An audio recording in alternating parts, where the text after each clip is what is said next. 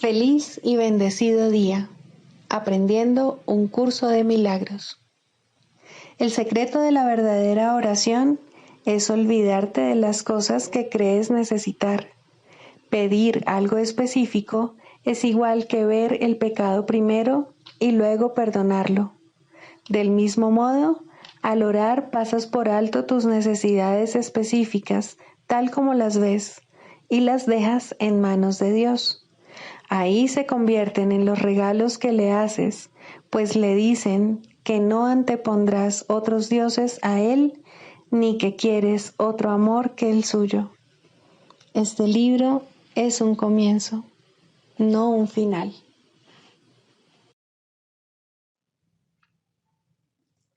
Del prefacio, que postula, párrafo 2.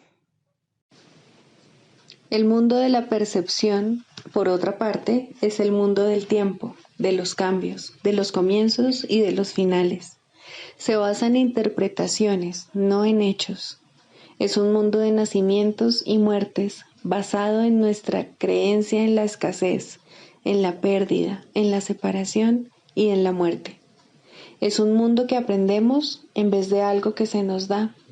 Es selectivo en cuanto al énfasis perceptual, inestable en su modo de operar e inexacto en sus interpretaciones.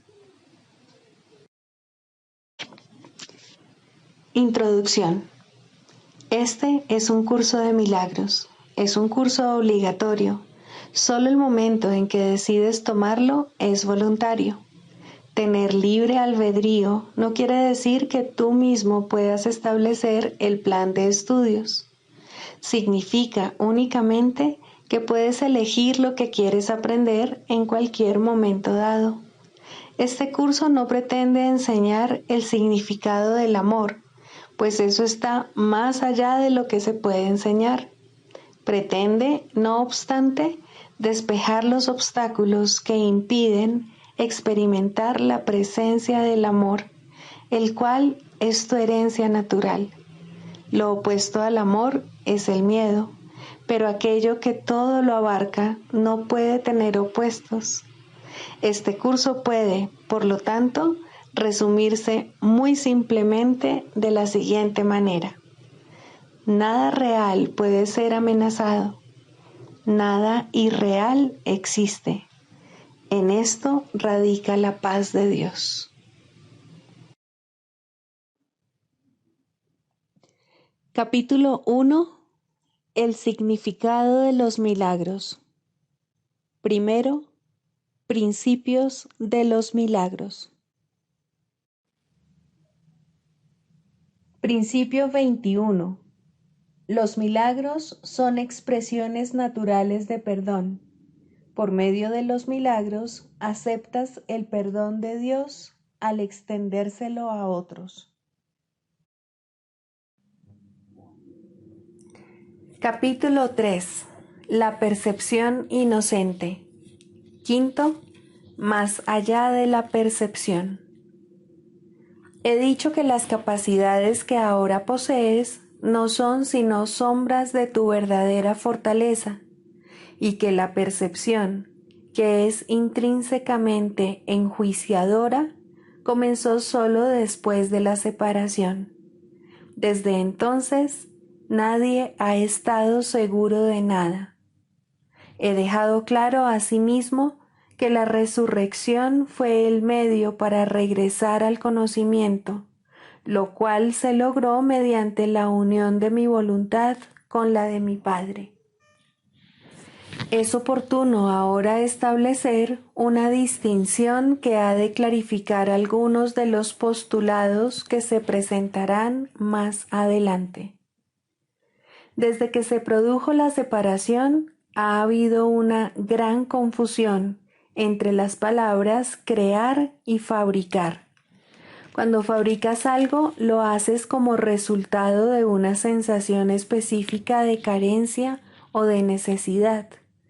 Nada que se haya hecho con un propósito específico tiene la capacidad de poder generalizarse. Cuando haces algo para remediar lo que percibes como una insuficiencia, estás afirmando tácitamente que crees en la separación.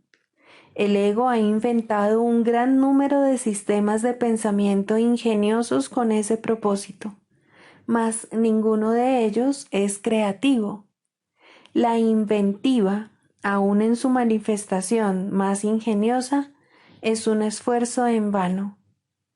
Su naturaleza sumamente específica apenas se compara con la creatividad abstracta de las creaciones de Dios. El conocimiento, como ya hemos observado, no conduce a la acción. Tu confusión entre tu verdadera creación y lo que has hecho de ti mismo es tan grande que se te ha hecho literalmente imposible saber nada. El conocimiento es siempre estable y es evidente que tú no lo eres. Aún así, eres perfectamente estable tal como Dios te creó. En ese sentido, cuando tu comportamiento es inestable, estás en desacuerdo con la idea que Dios tiene acerca de tu creación. Puedes hacer esto si así lo eliges, mas no querrías hacerlo si estuvieses en tu mente recta. La pregunta fundamental que continuamente te haces, no puedes propiamente dirigírtela a ti mismo.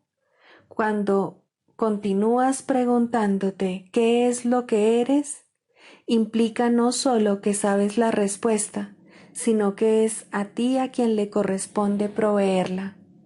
No obstante, es imposible que puedas percibirte a ti mismo correctamente.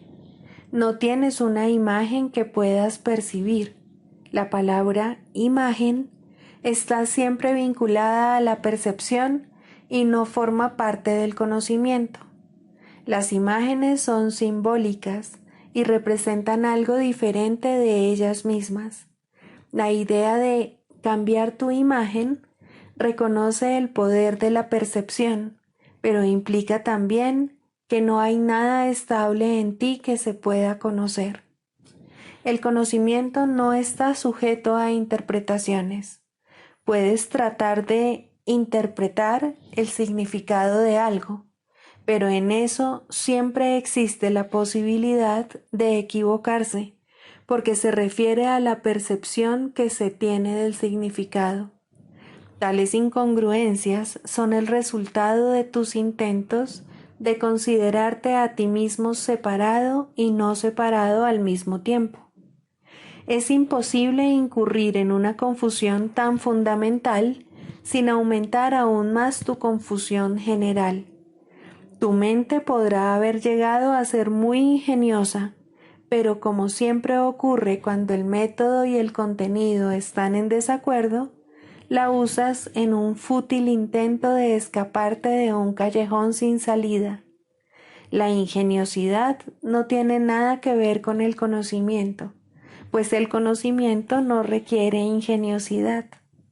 El pensamiento ingenioso no es la verdad que te hará libre, pero te librarás de la necesidad de usarlo una vez que estés dispuesto a prescindir de él. La oración es una forma de pedir algo. Es el vehículo de los milagros, mas la única oración que tiene sentido es la del perdón, porque los que han sido perdonados lo tienen todo. Una vez que se ha aceptado el perdón, la oración, en su sentido usual, deja de tener sentido. La oración del perdón no es más que una petición para que puedas reconocer lo que ya posees.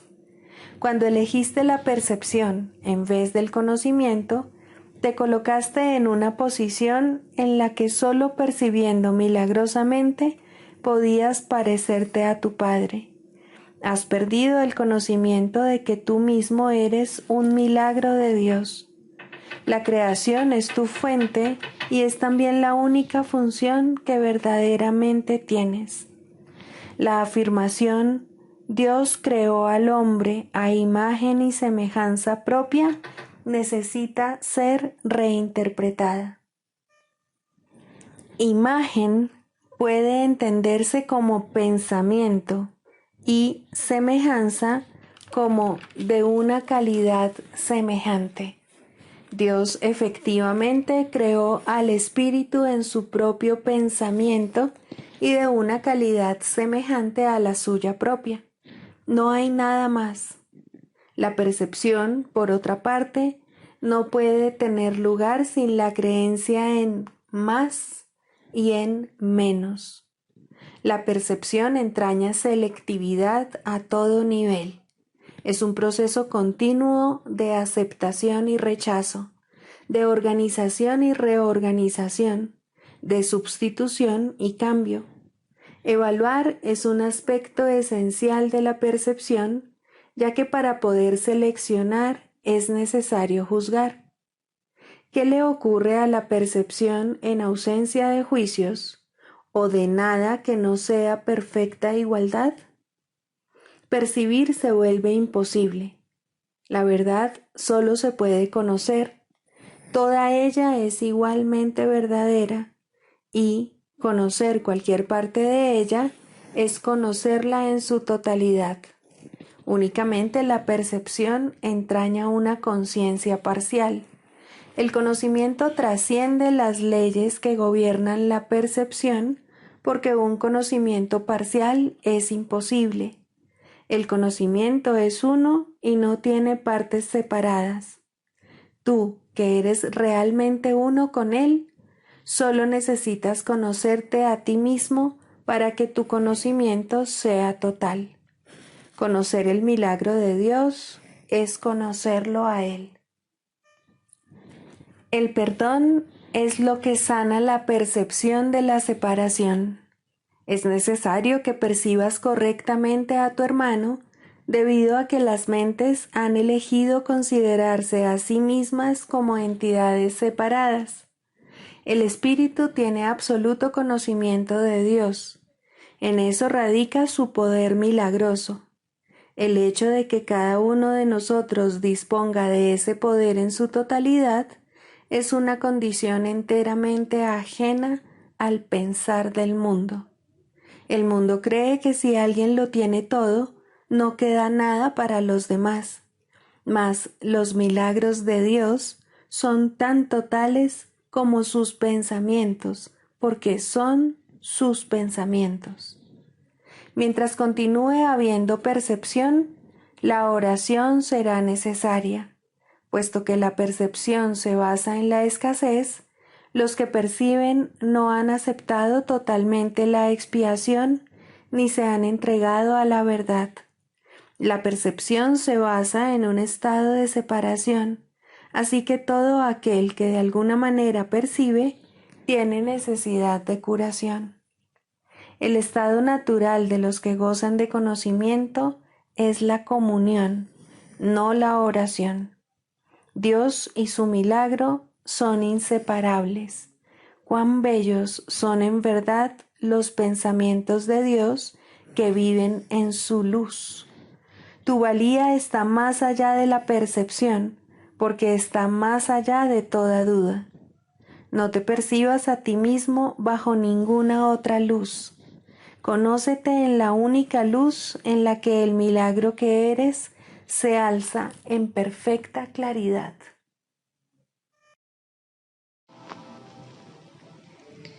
Libro de ejercicios, lección 143.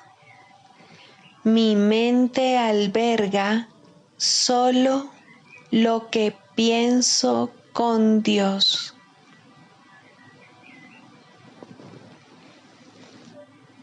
En la quietud recibo hoy la palabra de Dios.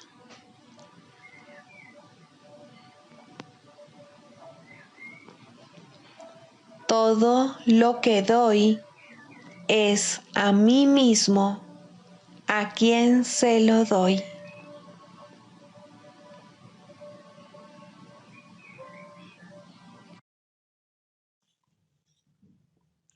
Del Manual para el Maestro, pregunta 4. ¿Cuáles son las características de los maestros de Dios? 23. Tolerancia. Los maestros de Dios no juzgan. Juzgar es ser deshonesto, pues es asumir un papel que no te corresponde. Es imposible juzgar sin engañarse uno a sí mismo. Juzgar implica que te has engañado con respecto a tus hermanos. ¿Cómo entonces no te ibas a haber engañado con respecto a ti mismo? Juzgar implica falta de confianza, y la confianza sigue siendo la piedra angular de todo el sistema del pensamiento del Maestro de Dios. Si la pierde, todo su aprendizaje se malogra.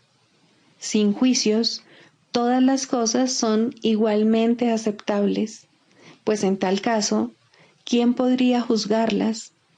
Sin juicios, todos los hombres son hermanos, pues en ese caso, ¿quién se encontraría aparte? Juzgar destruye la honestidad y quebranta la confianza. El Maestro de Dios no puede juzgar y al mismo tiempo espera aprender.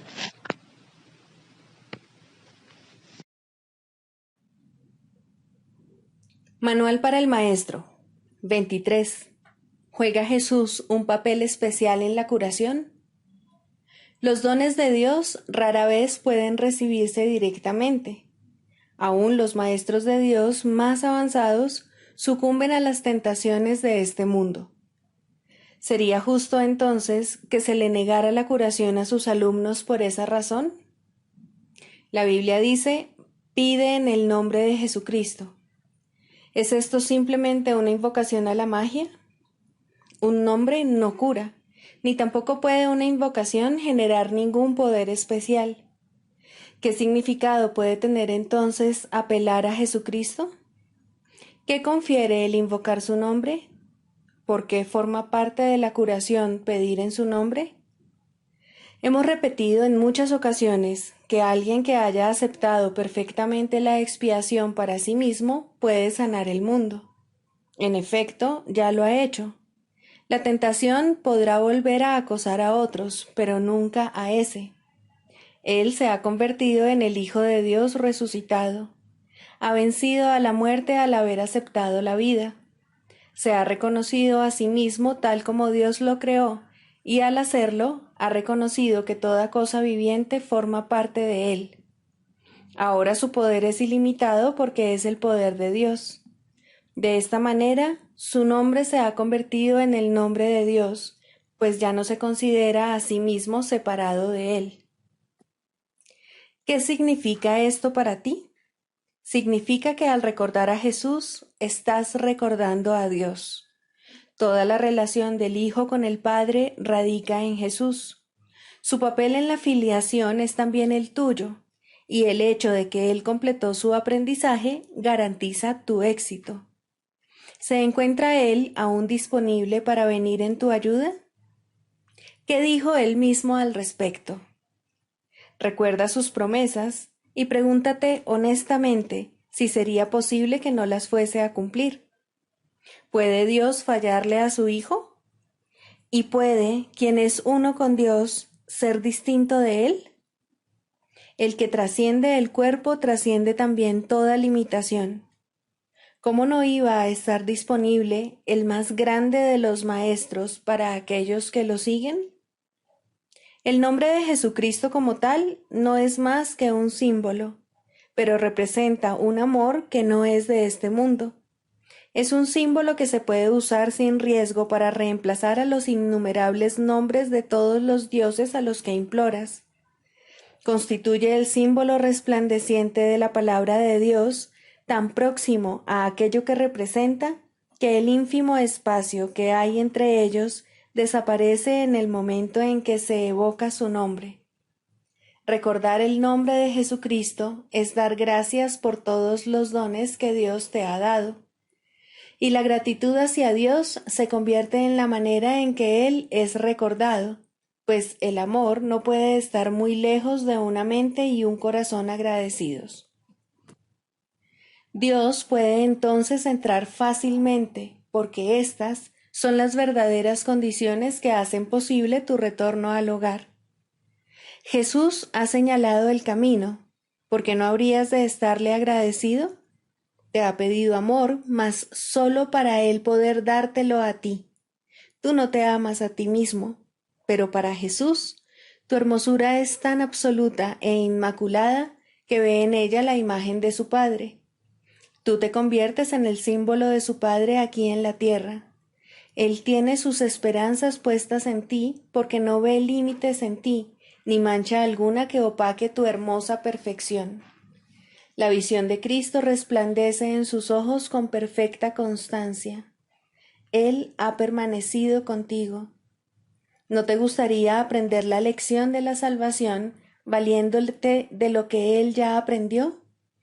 ¿Para qué empezar de nuevo cuando Él ya recorrió la jornada por ti?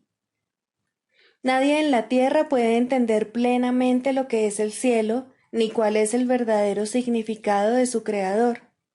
Sin embargo, tenemos testigos. A ellos es a quienes el que es sabio debe acudir.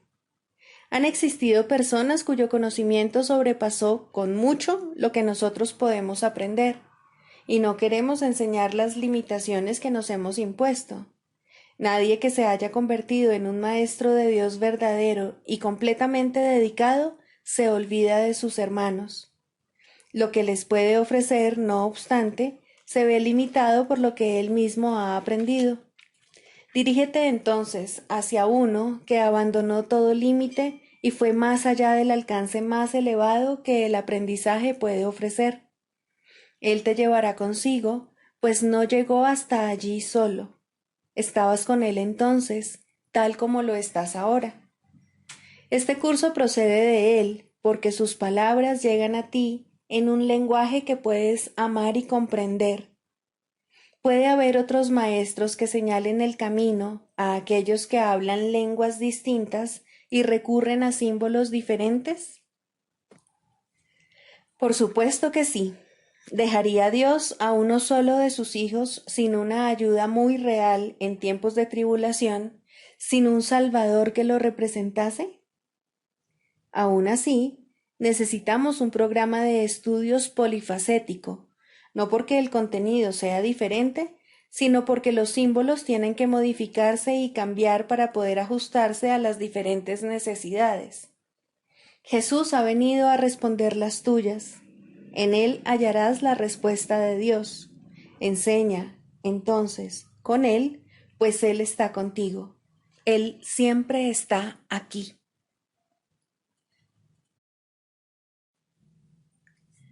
Manual para el maestro. Clarificación de términos. 4. La percepción verdadera, el conocimiento. El mundo que ves no es más que la ilusión de un mundo.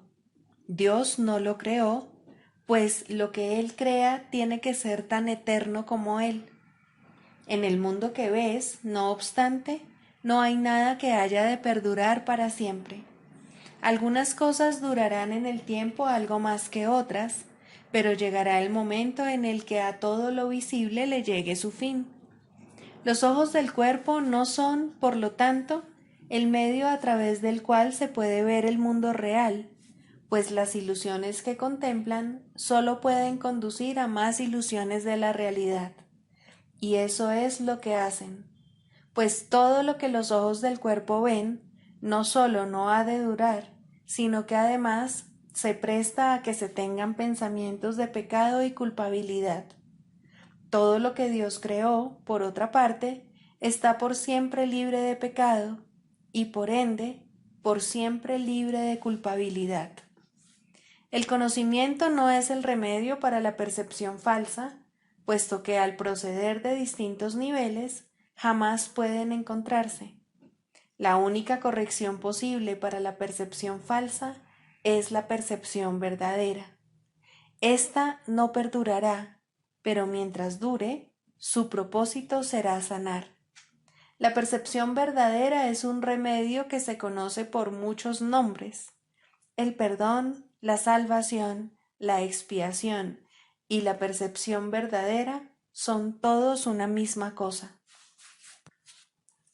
son el comienzo de un proceso cuyo fin es conducir a la unicidad que los trasciende a todos.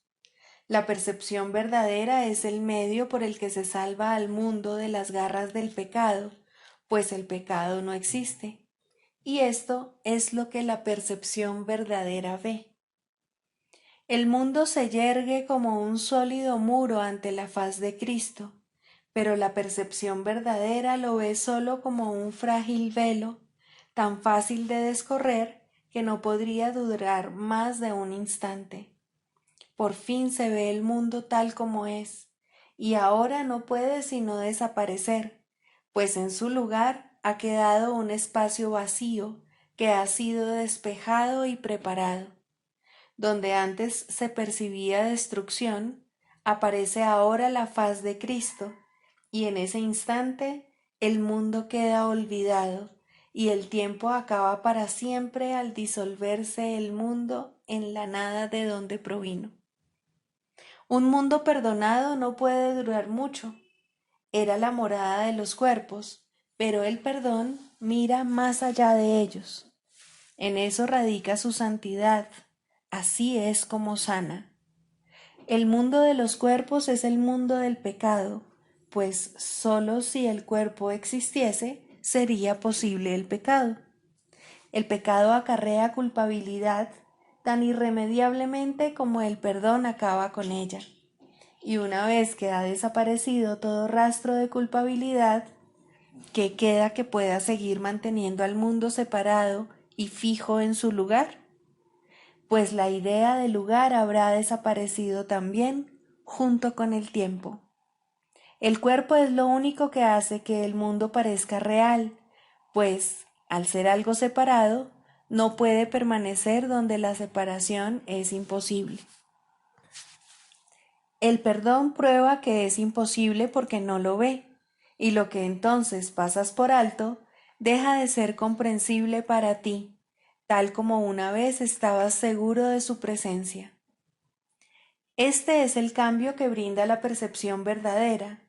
Lo que antes se había proyectado afuera, ahora se ve adentro, y ahí el perdón deja que desaparezca. Ahí se establece el altar al Hijo, y ahí se recuerda a su Padre. Ahí se llevan todas las ilusiones ante la verdad y se depositan ante el altar. Lo que se ve como que está afuera no puede sino estar más allá del alcance del perdón, pues parece ser por siempre pecaminoso. ¿Qué esperanza puede haber mientras se siga viendo el pecado como algo externo? ¿Qué remedio puede haber para la culpabilidad? Mas, al ver a la culpabilidad y al perdón dentro de tu mente, estos se encuentran juntos por un instante, uno al lado del otro, ante un solo altar. Ahí, por fin, la enfermedad y su único remedio se unen en un destello de luz curativa. Dios ha venido a proclamar lo que es suyo. El perdón se ha consumado. Y ahora el conocimiento de Dios, inmutable, absoluto, puro y completamente comprensible, entra en su reino. Ya no hay percepción, ni falsa ni verdadera. Ya no hay perdón, pues su tarea ha finalizado. Ya no hay cuerpos, pues han desaparecido ante la deslumbrante luz del altar del Hijo de Dios. Dios sabe que ese altar es el suyo, así como el de su Hijo. Y ahí se unen, pues ahí el resplandor de la faz de Cristo ha hecho desaparecer el último instante del tiempo, y ahora la última percepción del mundo no tiene propósito ni causa, pues ahí donde el recuerdo de Dios ha llegado finalmente, no hay jornada, ni creencia en el pecado, ni paredes, ni cuerpos, y la sombría atracción de la culpabilidad y de la muerte se extingue para siempre. Oh hermanos míos, si tan solo supierais cuánta paz os envolverá y os mantendrá a salvo, puros y amados en la mente de Dios, no haríais más que apresuraros a encontraros con Él en su altar. Santificados sean vuestros nombres y el suyo, pues se unen ahí, en ese santo lugar.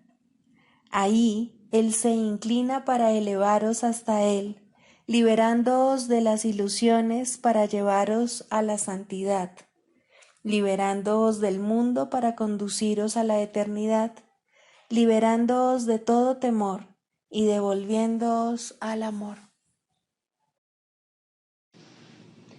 Psicoterapia. Primero, el propósito de la psicoterapia. Muy sencillamente, el propósito de la psicoterapia es eliminar los obstáculos a la verdad. Su objetivo es ayudar al paciente a abandonar su fijo sistema ilusorio y comenzar a reconsiderar las espurias relaciones causa-efecto sobre las cuales descansa este sistema.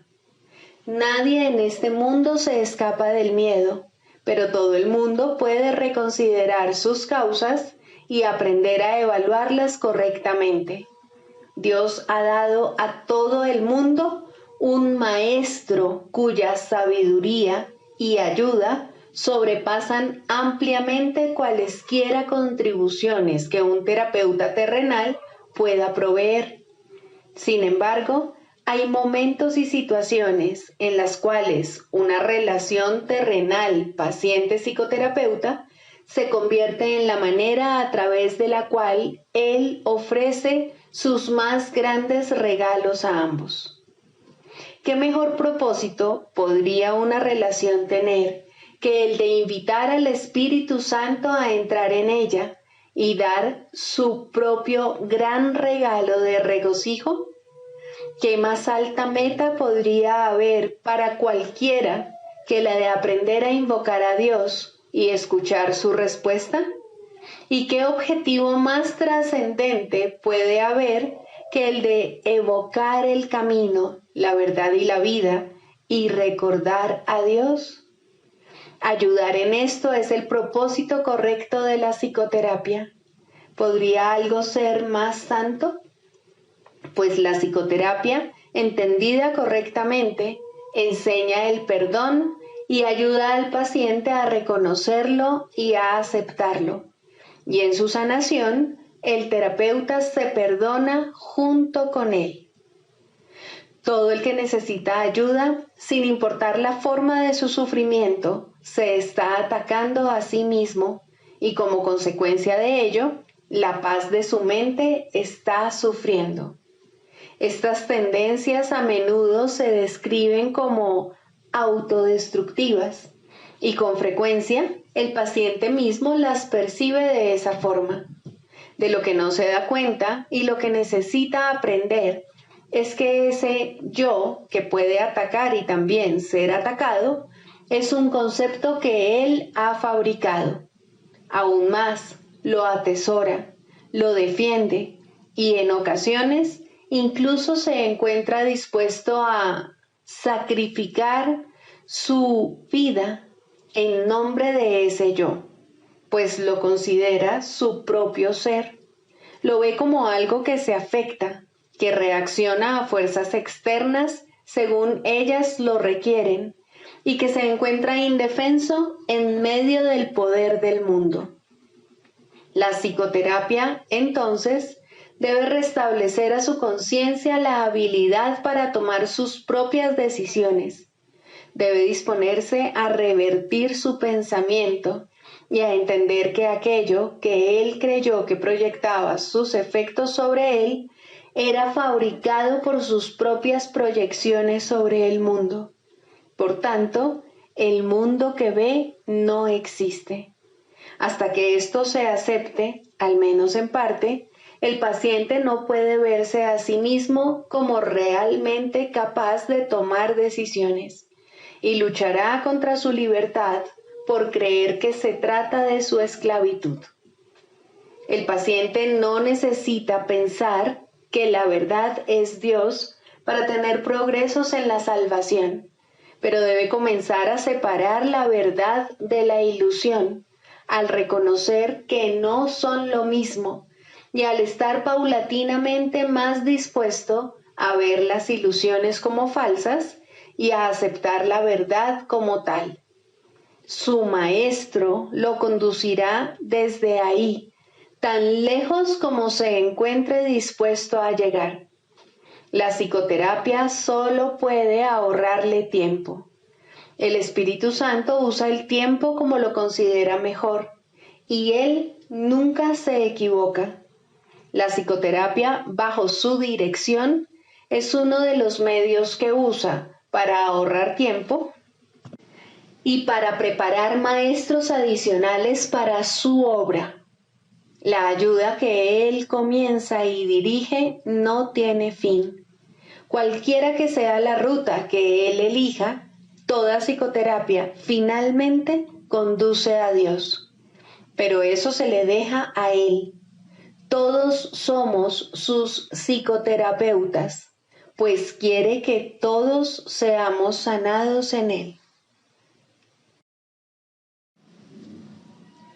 El canto de la oración. Segundo, la escalera de la oración.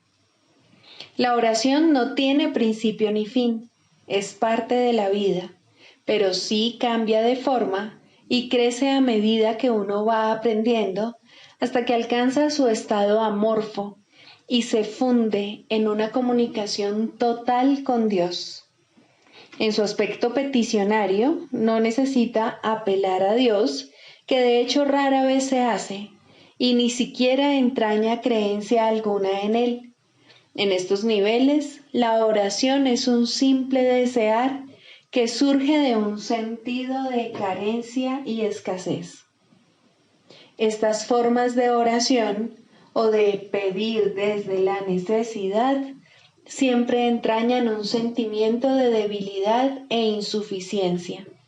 Nadie, pues, que esté seguro de su identidad, podría orar de esta manera. Pero no es menos cierto que nadie que no tenga certeza sobre su identidad puede evitar hacerlo. La oración es tan continua como la vida. Todo el mundo ora sin cesar. Pide y ya has recibido, pues has determinado qué es lo que quieres.